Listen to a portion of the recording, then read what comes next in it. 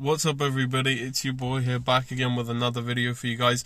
Today I wanted to talk about self-confidence, why it's actually really important, and then literally like a 5-step process or like a 5-step journey into how you can actually try and develop a bit more self-confidence, okay?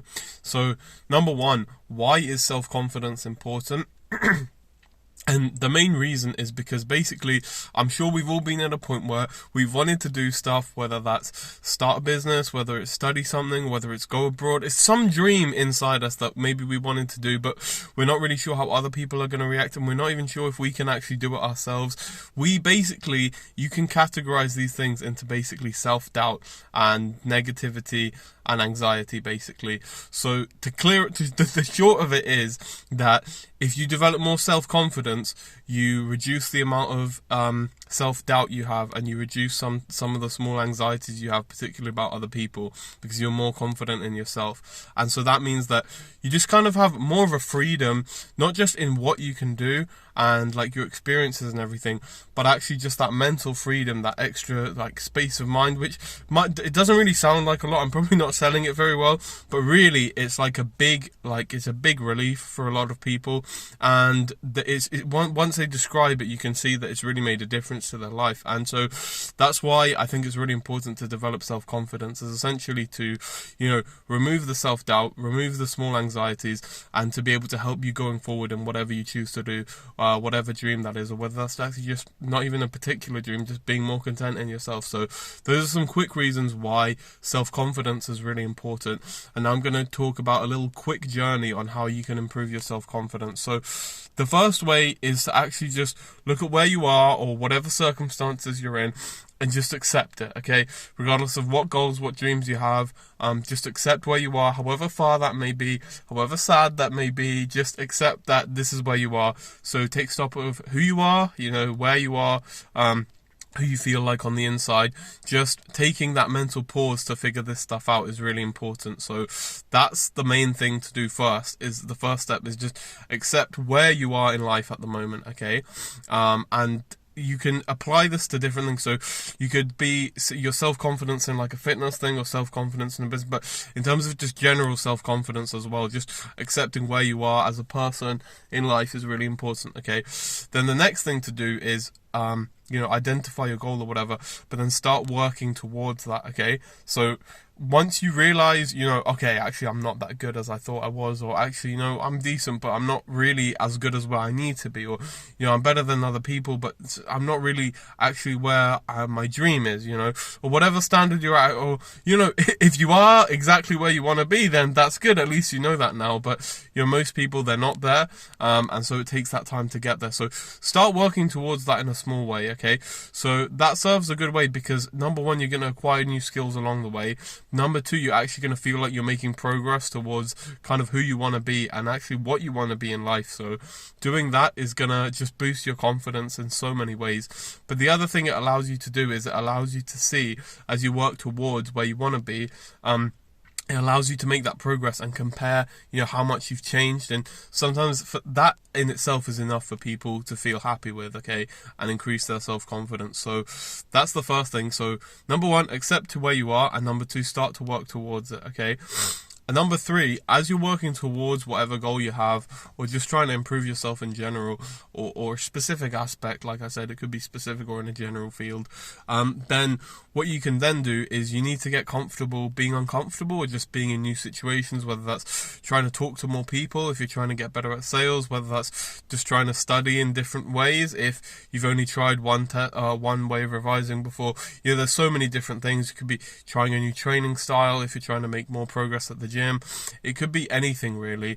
It could just even be not trying to fit in all the time, or not doing what you normally do. And it doesn't have to be, you don't have to go out of your way to just do something different for the sake of being different, but maybe something, now that you've started to work on yourself, now that you've started to identify where you are in life, maybe something that you were perhaps a little shy to. It might not be your end goal, but it might be something, I never did that when I was younger because I was a bit too shy. Maybe now's a good time to try it. So number three is try and do something new and get comfortable with being uncomfortable, okay? Because that's where the most growth happens, okay? So that's number three on your journey towards improving your self-confidence. And number four is Now, here's what's going to happen, okay? So sometimes for some people, this journey is enough and their self-confidence is fine and they're content on this journey already. But what happens to other people, and I'm kind of guilty of this myself as well, is sometimes when you look back on how much progress you made, you actually think like, oh, maybe my initial goal was too small. And so now you've changed your goalposts, you've changed the horizons, because you're like, okay, well, if I can do that, then I'm pretty sure I can do that. And it's always good to have healthy ambition and to keep striving. But then actually that can lead to discontentment, because now you think, well, I've come this far, but actually I'm so much further from where I actually want to be. Or actually you start to think like, oh, am I becoming better because I keep wanting more? And so you start asking yourself these questions, and this can actually reduce your self-confidence. And so what you realize now is that you're kind of going on this upward trend, and then you want to get more. Or actually, you might find on your journey, if it's a particularly long-term goal, you might find that actually for a while you've been plateauing, and now you're starting to fall down again. And so you think like, oh, well, this wasn't good for my self-confidence. I'm worse than when I started, or I'm worse than I was before. And now you're really starting to feel like, oh, this wasn't good for my self-confidence at all. Now I'm really starting to feel it, Okay, and this is where point number 5 comes in. Point number 4, we were talking about how the goalposts change and things change. Well, point number 5 is realizing, and this takes time, people can tell you it, but you're going to have to accept it yourself on your own journey. And that's just being content with the journey, whatever stage it is. So number 1 was accepting where you are. Number 2 was, making progress and working towards where you want to be. Number 3 was getting comfortable with being uncomfortable. Number 4 was seeing that things actually might not be linear, and you might just actually change your goalposts and progress, or you might actually, go backwards a bit, and that's okay. So number 5, the difference between number 5 and number 1 is just accepting it.